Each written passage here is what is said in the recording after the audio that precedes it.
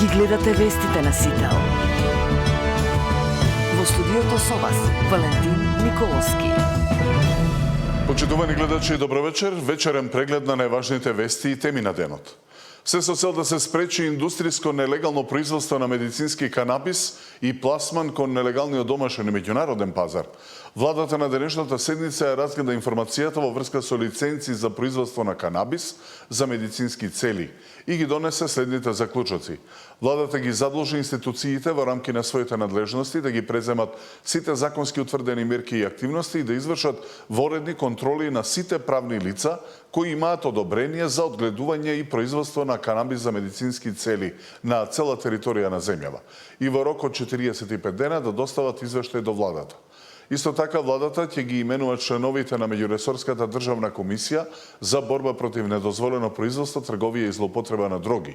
Напомнуваме дека од 2017 година, откако е формирана комисијата, истата воопшто не била активна и нема резултат. За таа цел владата во иднина ќе бара редовни извештаи, се вели во владиното соопштение. А по најавата за контрола на сите фирми, премиерот изјави дека нема да биде изненадување ако полицијата заплени и над 100 тони нелегална марихуана. Презентирајќи ја досега запленетата дрога, министерот Тошковски рече дека ова е првата фаза од истрагата која водат со обвинителството. Опозицијскиот лидер пак обвини дека власта со обвинувања кон нив прави дефокус од истрагата како поминале 5 тони марихуана на граница.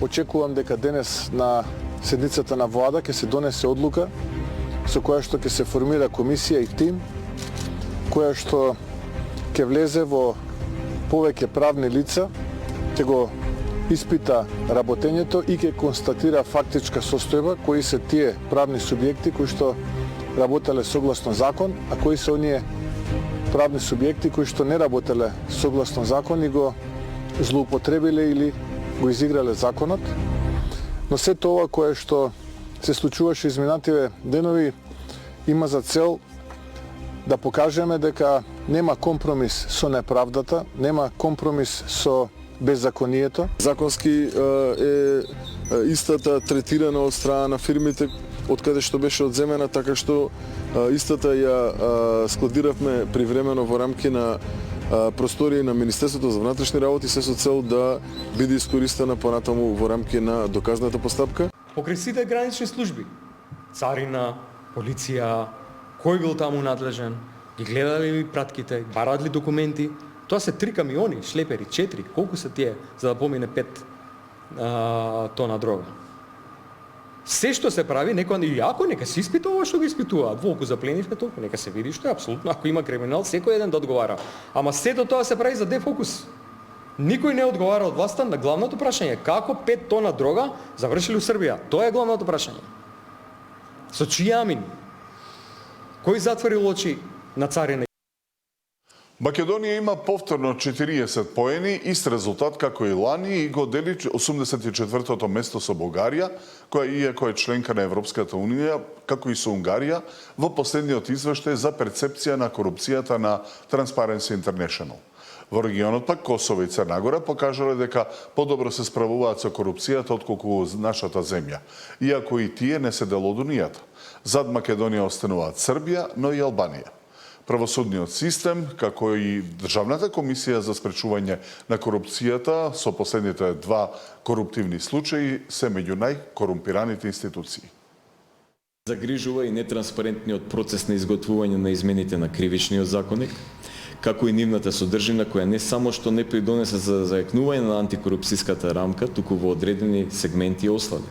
Исто така се уште не се донесени и новиот закон за укажувачи, како и измените на законот за спречување на корупција и судир на интереси, едни од најважните закони во борбата против корупцијата. Ова што се открива е само загребување на површината и е индикатор за тоа дека постои голема корупција. Ако ме прашате дали е тоа позитивно или негативно, позитивно е што сме тргнале од некаде, па еве и било какви случаи излегуваат на површина, меѓутоа замислете кога би се гребело многу подлабоко под површината, а веќе постојат индици за тоа колку нови случаи ќе се откријат и колку нови скандали ќе не остаат зачудени за тоа што всушност во каква држава сме живеели.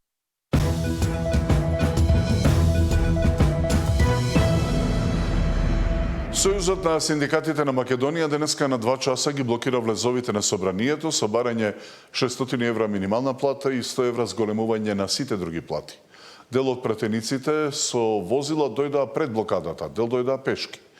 Блокадата на собранието беше првата од најавените 3. Со блокади на двата влеза за автомобили, Сојузот на синдикати протестираше пред собранието. Точно во 9 часот, по 21 работник застанаа и на двете улици.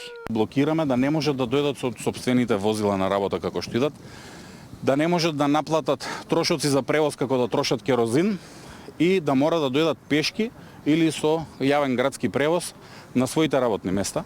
Иако добар дел од пратениците подраниле и за седницата која почна во 11 часот, дошле на работа уште пред 9. Сепак, желбата на синдикалците се исполни. Па, јас често одам пешки, денеска со автобус, така што не ми е прв пат. Да, денес пешачев. Колку чекори направивте? Дали имате апликација? Не мереме чекори, 2 километра. И додека пратениците на топло чекаа да почне седницата, работниците на студот ги повторија барањата. 600 евра минимална плата и 100 евра зголемување на сите останати плати. Ние ако беше тоа да се договориме со работодавачите, тогаш ние немаше нити да бараме од владата поддршка, нити да бараме нешто друго. Објаснувањата што се даваат, веќе верувам дека никој не им верува. Ти се покажа многу пати дека тоа се само лажни изговори. Една девиза на Кемал Ататурк, која што вели ни еден пратеник не смее да зема поголема плата од наставниците. ССМ останува и на својата иницијатива за кратење на функционерските плати за 80%, преку промена на формулата за пресметка. Наместо просечна основица да биде минималната плата, а бодот за сложеност да си го намалат за 40%. Пратениците сакаат работниците, нивните гласачи да живеат и да тонат во сиромаштија. Тоа е срамно. Не осудуваа дека иницијативата на ССМ за намалување на нивните плати за 80% била неуставна, затоа што ќе дошле на минималец. Па сватиле колку тешко ќе живеат на минималец, па затоа сметаат дека е неуставно да им се намалат нивните онака високи пратенички плати. Блокадата на собранието беше прва од најавените 3. Веќе во четврток ќе се соберат пред Стопанската комора, а следниот вторник ќе одат пред владата, затоа што тогаш се одржуваат седници. Ако овие активности не дадат резултат, следниот чекор на синдикатите е генерален штрајк. Мартин Арсов, Сител телевизија. Политичка заднина гледа премиерот Мицкоски во синдикалните протести за повисока минимална плата. Од друга страна, опозицијската СДСМ ги поддржа протестите на ССМ и нивните барања. Еден од денешните протестанти со мене држеше пресконференција, видно во екзалтична состојба, задоволен од тоа што го постигнал. Денеска го гледате блокира. Со тој другиот кој што се повикува на работнички права, злоупотребува службени возила за приватни цели и уште многу работи допрва, како што имам чувство ќе бидат сведоци работниците кои ги води, кои ги манипулира во овие политички инструирани процеси и тоа во периодот што следи ќе го има. Минимална плата од 600 евра е нешто што работниците заслужуваат и им е неопходно, потребно за достоинствен живот. Власта може да покаже ширина, доблест, да покаже грижа за работниците, да скрати од овие пари и да се стигне до сумата од 7,5 милиарди денари во текот на оваа година, близу 120 милиони евра за да платата на работниците стигне 600 евра. Дополнително кажавме на минатата пресконференција дека во овие делови на буџетот може да се оделат и дополнителни средства со кои што ќе се субвенционираат придонесите. Синдикалната кошничка на ССМ е креирана да прави постојано притисок врз владата и работодавачите, изјави во тема на денот заменик министерот за економија и труд Марија Ристевски. Потрошувачката кошничка на владата е при крај и се очекува да покаже помали трошоци за барем 10%. Параметрите кои се земени од Државниот завод за статистика, се земени врз база на 6 синџери на маркети на национално ниво, 2 регионални маркети, зелени пазари од различни региони, преку земјоделскиот пазарен информативен систем од нивната веб страна, се изработува врз база на 2 податоци: храна и безалкохолни пијалоци, и вториот дел е се услуги и други потреби за едно просечно 4-члено семејство. Така да сите овие релевантни податоци дават една реална слика за тоа што значи просечни потреби за едно македонско просечно 4-члено семејство, и ова кошничка ги има исклучено акцизните стоки како што се цигарите, тутунот и алкохолот како луксузни производи, меѓутоа иста нарината, бидејќи пописот кажува дека 2021 година 90% од населението не плаќа кирија, значи нема потреба да влегува во тие параметри на пресметување. Исто така има и одредени небулози кои ги утврдивме во нивната синдикална кошничка, бидејќи таа се пресметува на 20 месецот, не се зема целиот месец во предвид, се зема од 1 или 2 маркети, цените се земаат. Може ли барем процентуално колкава разлика очекувате помеѓу двете Сигурно кошници? повеќе од 10% ќе биде разликата. Станови се градат, станови се продаваат, цените не се намалуваат. Кои се причините, во живо го прашувам Даниел Василев.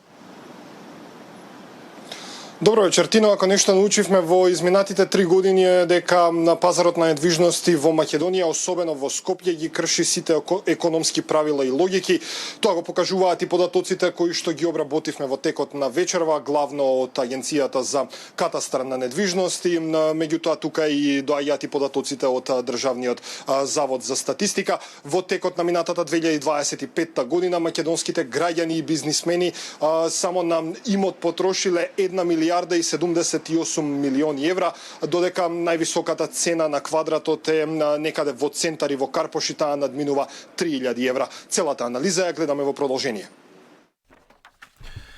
Цената се формира кога понудата и побарувачката ќе се вкрстат. Поголема понуда значи пониска цена, поголема побарувачка значи повисока цена. Ова се основите на сите учебници во економијата. Но пазарот на недвижности со години ги урива овие основни економски закони. Инвестиција во стан во Скопје е како инвестиција во злато. За само една година просечната цена на метар квадратен во центарот на Скопје пораснал за 11,5%. Од 1521 евро за метар квадратен на почетокот на годината, наречи си 1700 во последниот квартал. Растот на просечната цена на квадрат најсликовито ја прикажува веб страницата Цена на квадрат. Во исто време, расте бројот на станови во градба. Според податоците од Државниот катастар, на ниво на цела држава на почетокот на годината во градба имало 26.113 станови, а на крајот на годината нивниот број се искачил на 27.522. Дополнително, според Државниот завод за статистика, во текот на годината растел и бројот на одобренија за градба во Скопскиот регион. Дека не станува збор за решавање на стамбеното прашање, туку за сериозен инвестициски бизнис, покажува вкупната сума која се слеала во недвижностите во 2025. За само 12 месеци, граѓаните и компаниите во Македонија потрошиле неверојатни 1 милијарда и 78 милиони евра на купопродажби на имот. Иако пазарот нуди се, од ниви до деловни објекти, секоја трета трансакција во Македонија е купување на стан. Становите станаа доминантна валута, учествувајќи со речиси 33% од вкупниот пазар. Сепак, загрижува што во државата најактивни на пазарот се недвижностите во Скопје, Штип, Тетово и Гостивар, а речиси во 41 општина пазарот е речиси клинички мртов, па бројот на трансакции е помал од 50. За апсурдот на пазарот на недвижности да биде поголем, државата за половина од трансакциите не знае од каде доаѓаат парите. Она што го добиваме како информација, проценка, околу 50% од новопродадените станови се купуваат на кредит. Другите 50% се во готовина. Ние немаме сознание од кај доаѓа таа готовина. Дали од заштеди, дали од некои приливи, за кои што не сакаме да зборуваме. Има други институции кои што треба да го утврдат, секако и задача на Народна банка. Растот на цените на недвижностите почна со руската инвазија во Украина.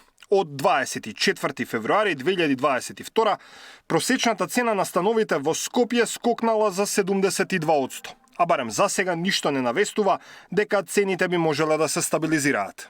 Даниел Василев, Сител телевизија. Следните вести се во 23, дотогаш останете со програмата на Сител. Пријатно.